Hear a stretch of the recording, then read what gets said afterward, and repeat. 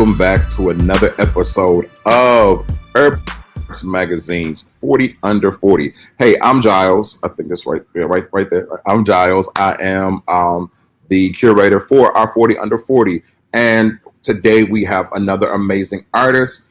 She's a poet. She's degreed. She's has several accolades. I want you to help me to welcome Darriel McBride. Darriel from the Bronx. How are you, Darriel? I'm great. Excited to be here. Yeah, so I love the name, the Petty Vegan MC. That's dope. So tell me, what's the inspiration behind the Petty Vegan MC? That kind of emerged because I was just on Instagram one day and I was making sea moss, which I think a lot of people know about now. I was making some sea moss and I made a joke about how my body was getting rid of mucus while people were like, eating like milk and drinking milk. And someone commented and was like, "Oh, that's so petty. Like the video you just made was so petty." But they're vegan, so they were laughing. And Right. I'm not petty. I'm just a petty vegan MC. And then they were like, "Yo, that's a great name." And I was like, "Yeah, it is." Because I had like made like a little rap. I can't remember what the rap was. So that's how petty vegan MC emerged. Vegan MC. I love it. I love it. I love it. And a lot of that flows through a lot of the things that you do as well. So tell me about Darriel from the Bronx. Like, well, who are you? What do you do? What's your art? Share with that. Yeah, so Darriel from the Bronx is a revolutionary. She basically is a champion of her community, and she's a spoken word artist and creator that helps paint the picture about injustice in a way that people can really digest and makes people think like, damn, what has really changed? She's sort of like a verbal historian. She knows a lot about history, and she's just very just unapologetic, and that's kind of like the Bronx energy. Yeah. Being someone who like doesn't really care about how they're perceived, but rather cares more about their truth. And so yeah, my poetry is where I live my truth and where I kind of like speak to a lot of these social issues that I care about, that I don't really see a better way of going about it. Like I think art is the best way to go about social change. So that's where Darriel from the Bronx emerged from. Petty Vegan is another I guess identity that focuses more on like vegan stuff. Yeah. Two different entities, but same person. Gotcha. So how long have you been doing poetry and spoken word? I started writing poetry, I would say 8 years ago, and I've been performing for about 6 years. Spoken word more recently, and I'm happy that it happened because I actually feel like spoken word is definitely my thing. I never really was big on performing. Like I never took theater classes. I never took any kind of performing classes. But when I perform my poetry, like a lot of it is very like active and animated.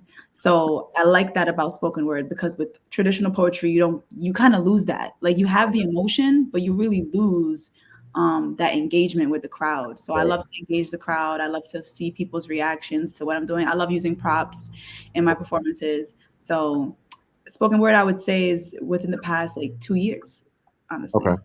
Okay. And so you have a really cool resume where you're a Fulbright scholar. You've done some amazing things in South, like teaching in South Africa. Like, yeah, talk to us about a little bit about that. Yeah, I graduated from college. I went to Marist, and I graduated in 2017, and I applied for this fellowship given by, I believe it's Congress. I should know this. I think so. It is. So yeah, it's a fellowship where you teach or conduct research abroad in one of their partnering countries, and South Africa was on the list. At the time, I didn't know where I was going to go. I just knew I wanted to leave the US. Okay. And I've always loved travel. Like so far I've been to 17 countries and 5 continents. So I'm a travel addict. I'm a fiend. I love it. But I did that and it was amazing. It's a very competitive program. I think it's still running if people want to apply. But I taught English there, and it was amazing. It was a beautiful experience to be back home in the motherland and to be embraced by Africans, like literally, like just embrace fully, regardless of how much melanin I have. Like Mhm. it's very obvious that I'm a black person. Right, So I think that right, they really just love that and they really embraced me. And what I really learned a lot about Africa, specifically South Africa, is this level of gratitude and community, which was like I didn't have that in New York. You'd think that New York would be like a buzzing city of community, but it is also the city of like you got to get to your grind. Everybody has the same 24 hours. right. Go get it. And in South Africa, it's like, hold on, let us love you. Let us take care of you. Kick your feet up. Relax. Let's go to the beach and just talk Right. about life.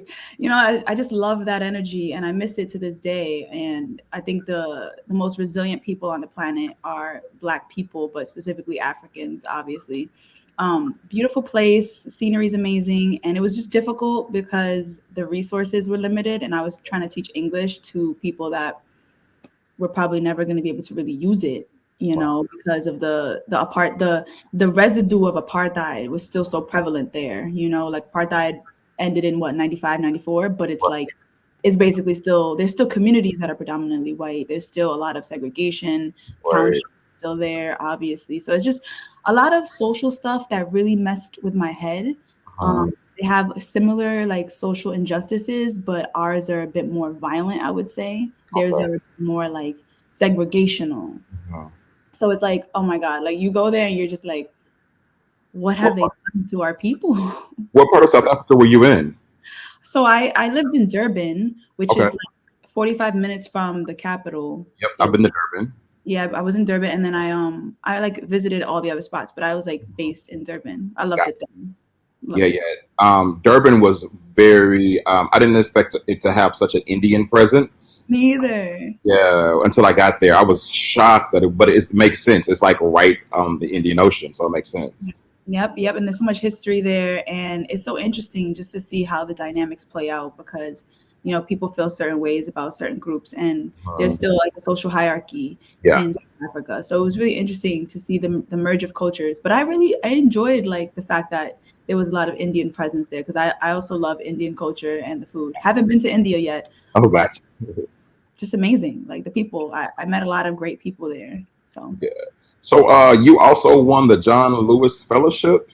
yeah, I did that. That was a really great experience. I did that the summer that I graduated. So Okay. right before going to South Africa, I left to South Africa in January of 2018. So I had like 6 months after I graduated to say bye to family and I did the John Lewis Fellowship that summer, so Okay. July 2017, and I went to Atlanta for a month, and we were meeting. We had like split the program between I think 15 Americans and 15 Europeans, so it was like a joint cross cultural, cross continent program Nice. where a bunch of activists got together, artists, and we just kind of talked about social justice and human rights because it's a human rights fellowship.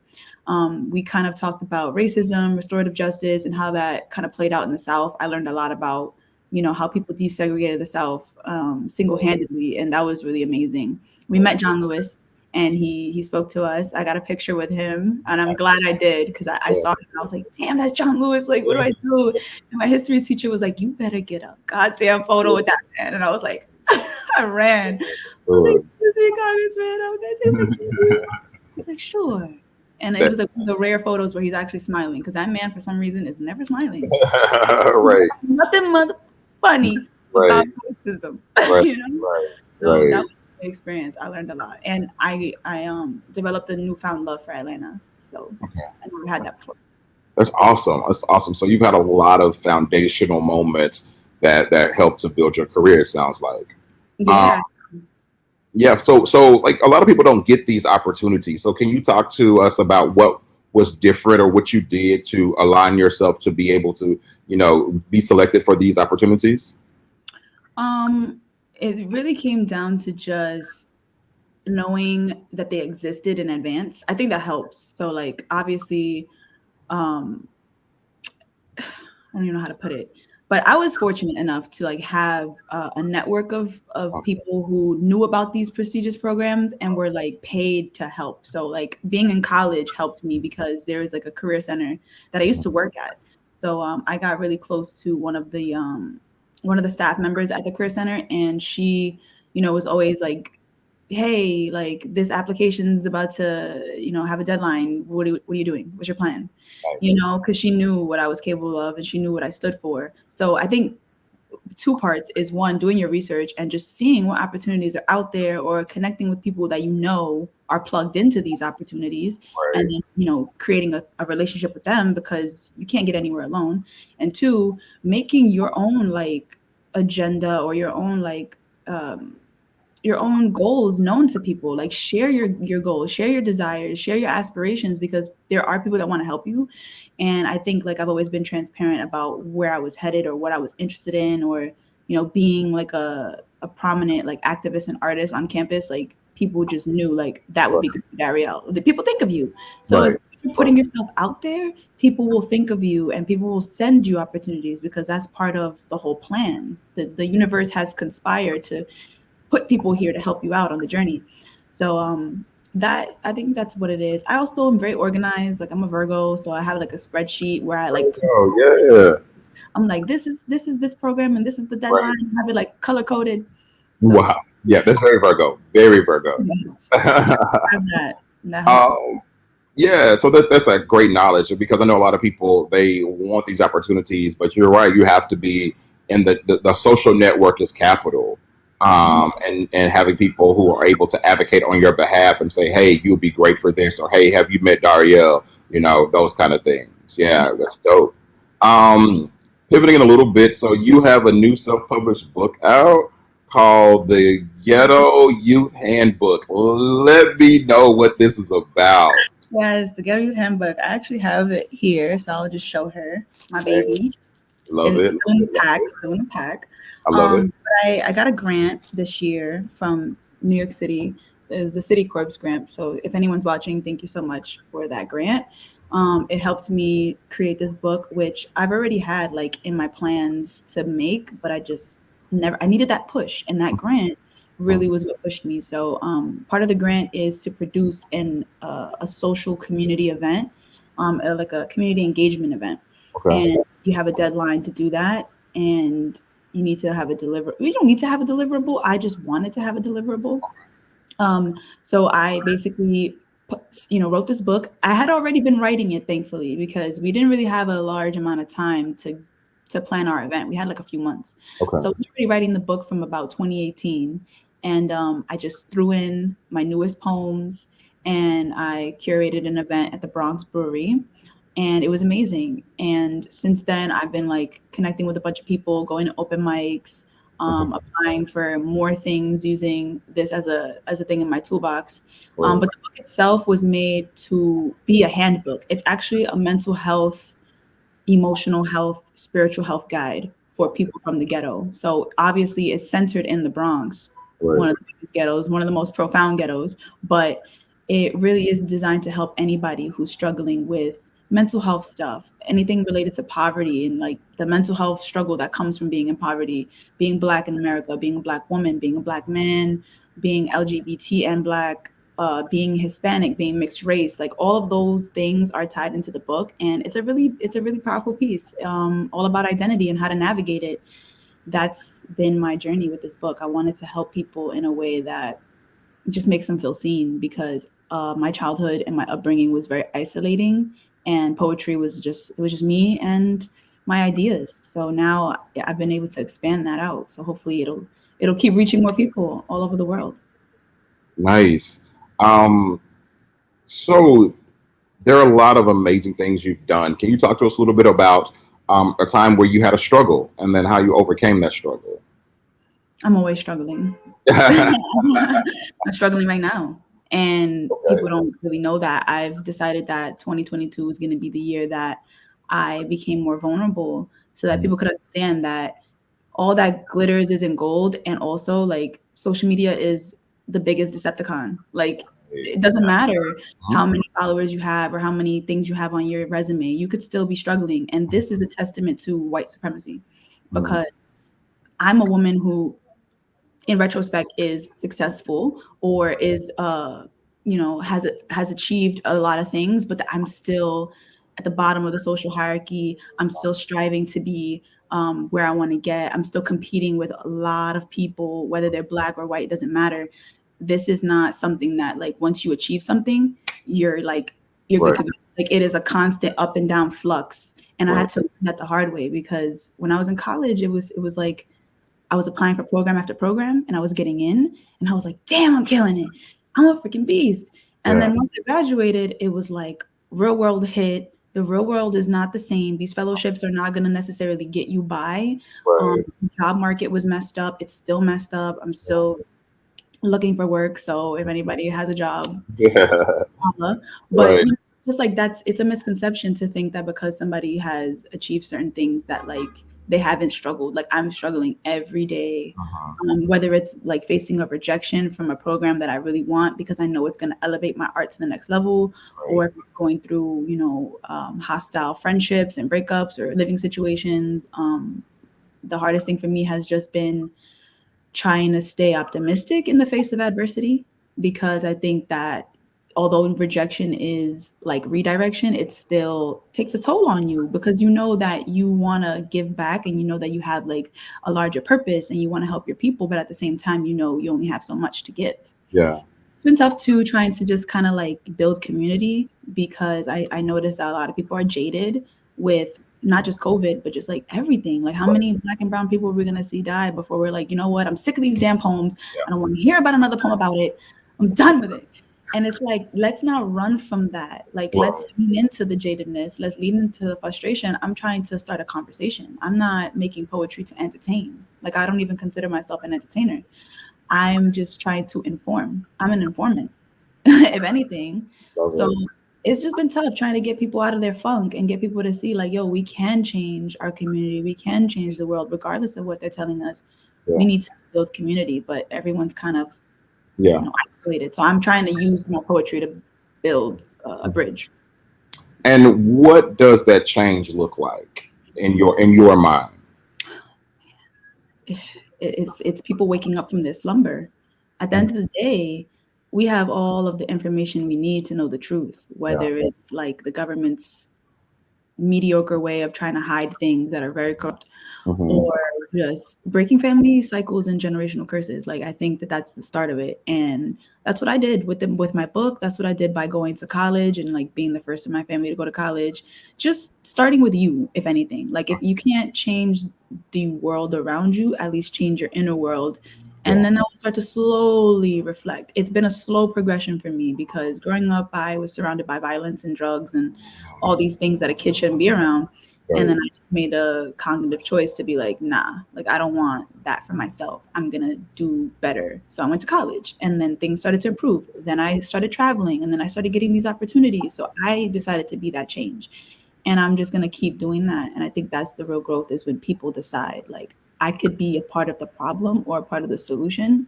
Yeah. Self-change and self-reflection and that self-awareness is like the biggest part of anything social. So hopefully we Love, get there. love it. Love it. Love it. Love it. How can we one see your work, to support your book? My work is both on Instagram. I have some things on Instagram, but my book is on my website, both of my books, because I have a poetry book and a vegan cookbook. Oh, Um, nice. I am planning to do a lot of like events, hopefully in the summer. So if anyone wants to get involved, just follow me on Instagram. Um, but yeah, my books are on my website. I have a website up, Okay. which we can link here somehow. Yep. I'll put it in the bottom. I'll put it on the lower thirds. Yeah. Yeah, Put your follow me website on Instagram or TikTok, Petty Vegan MC. That I there. post everything there, events that I'm doing. I'm gonna do like a chef cook off, like a vegan chef cook off in the Oh, summer. nice. So Nice. we'll like have people competing, and then we'll let like our participants vote who made the best meal. It's gonna be great. We're just gonna keep uniting people and waking people up. Hopefully, I that's love it. I love it. I love it. I love it. I love it. What's next? What's next for you? So I know you said the book, and the cook off. Anything else like coming up next? yes. I have a lot coming up. I I just launched my YouTube channel, Oh so no. YouTube, get at me. I'm Darriel from the Bronx. I think you could just probably search Darriel from the Bronx and then I Okay. should pop up on YouTube. And I'll be posting a lot there about my travel experiences and probably like similarly to this conversation, just life lessons and things that I've been noticing from all of my interactions with people, not necessarily about social justice, but about love and about culture. I've been everywhere. So I want to talk about that. I'm planning to get more involved in the TV writing world. I've been writing my whole life, but I started writing TV pilots during the pandemic. Okay. So shout out to COVID for giving me like a new skill. But I'm trying to also make TV. Like I want to make television. I want to be a showrunner. I want to be a creator of a TV show, TV Love series that changes the game. I want to alter the minds of my people because I already know that that's one of the biggest ways people are being manipulated today it. is how it's what they're watching. Yeah. So if I can have any type of hand in that, that's coming next for sure. So yeah, just follow me on Instagram. You'll see. Dope. It's gonna be a good ride. You follow Darriel from the Bronx. Mm-hmm. All right, so I want to play a game real quick. This is called This or That. If you've been paying attention to the 40 Under 40 podcast, then you see us play this game before. So I will give Darriel a two options, this or that, and she will choose. And then from there, we'll talk about maybe why. Okay, you ready? Yeah. Cool. So the first one is Langston Hughes or James Baldwin. Damn. Mm-hmm. James Baldwin. Why? James Baldwin is like my spirit animal. I love him. He's just he's unapologetic. You know what I mean? Like he's not afraid to say what needs to be said. He's so smart. Beautifully talented writer. Obviously, he represents so much as a queer person, and that intersectionality of being Black and queer is important to me personally. But just his attitude, like just no excuses, no sugarcoating, and just really has a great way of like explaining the problem in society. Simply put, like give him 60 seconds to explain why racism is a problem.